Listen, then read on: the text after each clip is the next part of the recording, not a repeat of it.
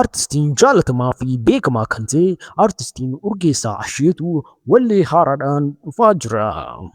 Ashamaan akkam jirtu dhaggeeffattootaa fi daawwattoonni chaanaalii keenyaa gara chaanaalii keenyaatti sadarkaa deemtanii as dhuftan siniin jecha har'a immoo odeeffannoo haaraa hedduu kan nama jalu magaalaa Finfinnee irratti ilaalchisee sirba bareedaa artistiin Urgeessaa Asheetuu qabatee dhufe irratti information garaagaraa fi odeeffannoo garaagaraa walitti qabee isinii fideen jira.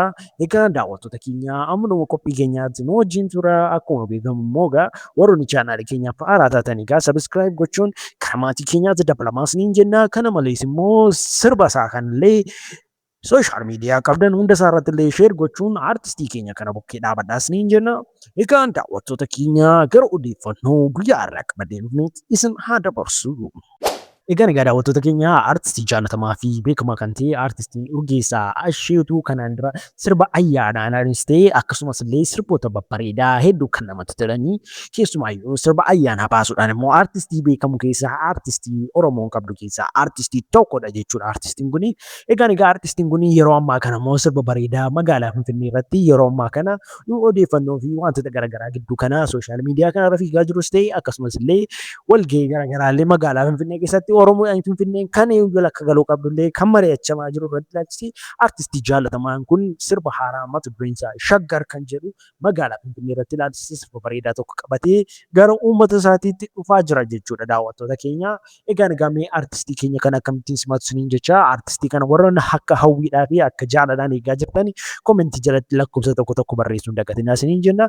Egaa artistiin keenya kun yoom dhufaa maal irratti dhufa kan jettanii hunda keessaniif immoo artistiin kun egaa akkuma beekamu YouTube channel mataa isaatii erga banatee bubbulee jira jechuudha artistiin keenya kuni. Akkasumas illee subscribing isaa hordoftoonni isaa badaa deemuu didanis hundumti keessanuu dhaqaatti subscribe godhaa.